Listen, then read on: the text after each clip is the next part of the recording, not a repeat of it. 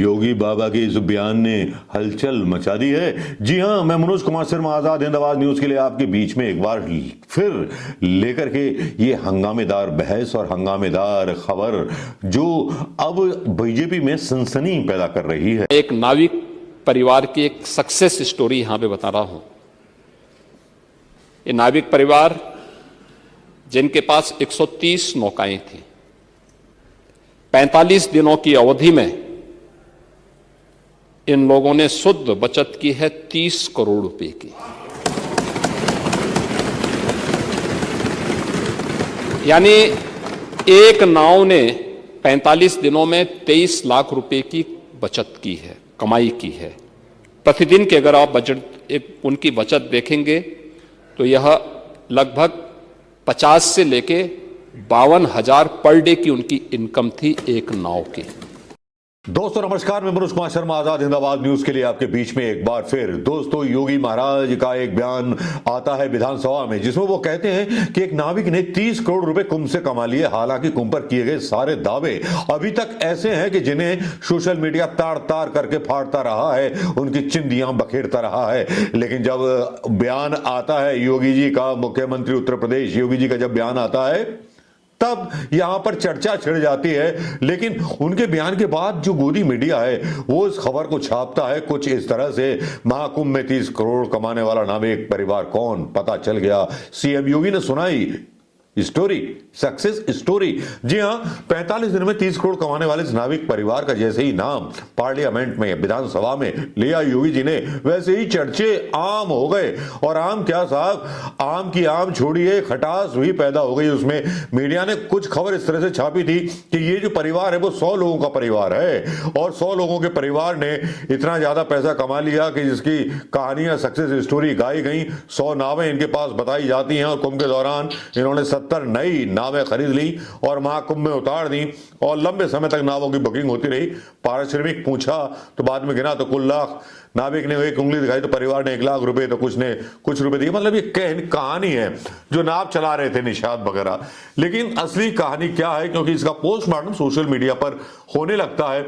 जिस आदमी का नाम लिया जाता है पिंटू महरा, उस पर दावा किया जाने लगा है ये वो अपराधी है कि जिसने सूर्यकांत त्रिपाठी निराला हत्या की थी। जी हां, सोशल मीडिया पर यह दावा किया जाता है। सबसे पहले एक खबर डाली जाती है और उस खबर में बताया जाता है कि पिंटू महरा की जो मां है वो महाकुंभ में इन्हें 2 करोड़ का ठेका दिया गया, 2 करोड़ का काम दिया गया प्रयागराज कुंभ में। अब कहां तक पहुंचे हैं या कहां तक क्या स्टोरी बाबा को बताई गई, या योगी महाराज को बदनाम करने वाले कुछ अधिकारी ऐसे थे जिन्होंने इस व्यक्ति के बारे में बताया नहीं, क्योंकि इस व्यक्ति का नाम 31वें नंबर में है जो बदमाश गुंडे होते हैं। यहां पर आबिश तिवारी दावा करते हैं कि महाकवि निराला के प्रपोत्र जिनका नाम अखिलेश त्रिपाठी था, नवंबर 2017 में जब एक रोज बाजार में सब्जी लेने गए तब गोली लगने से मौके पर ही दम तोड़ दिया।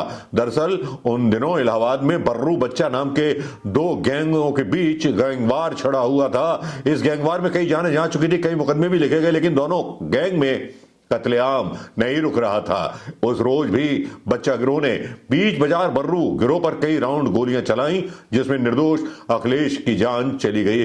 खबर यह भी नहीं है कि वो मारा गया। खबर यह है कि रोज बच्चा गिरोह का जो नेतृत्व कर रहा था उसका नाम पिंटू मेहरा था। पिंटू मेहरा वही है जिसके बारे में योगी आदित्यनाथ विधानसभा में दावा कर रहे हैं कि उसने 45 दिनों में 30 करोड़ रुपए कमाए। जब ये डला तो इस पर काफी ज्यादा बहस होने लगी और खोदे जाने लगे पुरानी कब्र के वो किस्से, जिन किस्सों में खोया हुआ था ये पात्र जिसका नाम है पिंटू महरा, जिसके बारे में बताया जाता है कि ये माफिया और हिस्ट्री शीटर निकला जिसकी तारीफ कर रहे थे हमारे Yogi ji. Main stream media ने इसके बारे में कोई खबर नहीं दिखाई और ये जो खबर आई है इस खबर ने जो है भयंकर जलजला ला दिया है उत्तर प्रदेश सरकार के मुख्यमंत्री के द्वारा दिए गए बयान पर।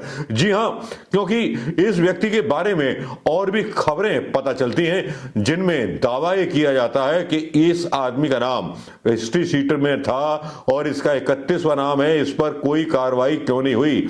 यहां पर ये जो थे कई यहां पर 31वें नंबर पर जिस माफिया पिंटू मेहरा का जिक्र, एक पूरी लिस्ट जारी करते हैं सोशल मीडिया पर आवेश तिवारी और कहते हैं डीजी क्राइम के निर्देश पर इलाहाबाद की माफियाओं की एक सूची तैयार की गई थी 2027 में, जो 2 दिन पहले योगी जी जिसका जिक्र कर रहे थे अपने यहां, अब वो जो है यहां पर पूरी लिस्ट है और 31वें नंबर पर आप देख सकते हैं कि लिस्ट पर 31वें नंबर पर है पिंटू मेहरा का नाम। जी हां, ये वही पिंटू उर्फ अमित मेहरा निवासी अरेल नैनी का है, जिसके बारे में जो था कह दिया योगी साहब ने। अब योगी साहब को पता नहीं कौन देता है आंकड़े और कौन नहीं देता। अगर अतीक के साथ भी ऐसा हुआ, अतीक का भी एनकाउंटर हुआ, बहुत सारे बदमाशों के एनकाउंटर हुए, लेकिन इस तरह के माफिया का जब जिक्र विधानसभा में हो जाता है तब योगी जी की छवि पर प्रश्न चिन्ह लग जाता है और मोदी जी के कथन पर भी प्रश्न चिन्ह लग जाता है, जो कहते थे कि अपराध नहीं होने लगे देंगे और माफियाओं को हमने जड़ से खत्म कर दिया है।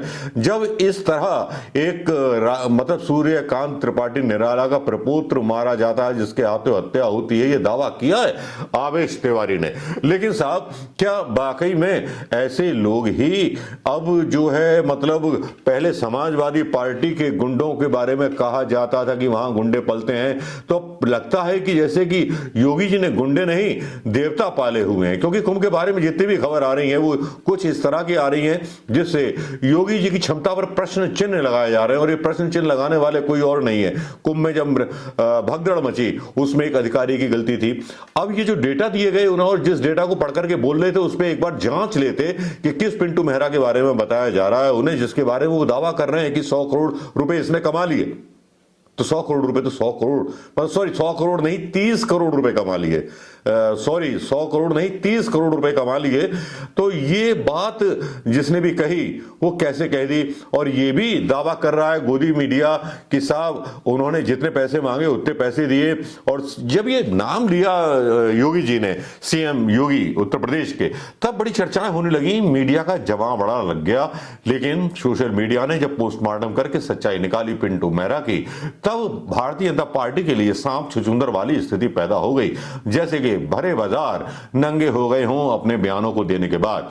अब देखना यह है कि यह सरकार जिसके बारे में योगी जी ने कहानी सुनाई और किससे सुनाई है, इसके बारे में क्या स्पष्टीकरण देती है। आपको क्या लगता है, क्या स्पष्टीकरण दिया जाना चाहिए या नहीं दिया जाना चाहिए? अगर स्पष्टीकरण दिया जाना चाहिए तो अपने कमेंट कीजिए, दीजिए, शेयर कीजिए इस खबर को कि आजकल विधानसभाओं में माफियाओं का भी जिक्र होने लगा है एंटरप्रेन्योर के तौर पर। जब इस तरह की बात अगर उत्तर प्रदेश के अंदर हो रही है तो बाकी के उत्तर प्रदेश का क्या हाल होगा दोस्तों। नमस्कार, जय हिंद दोस्तों।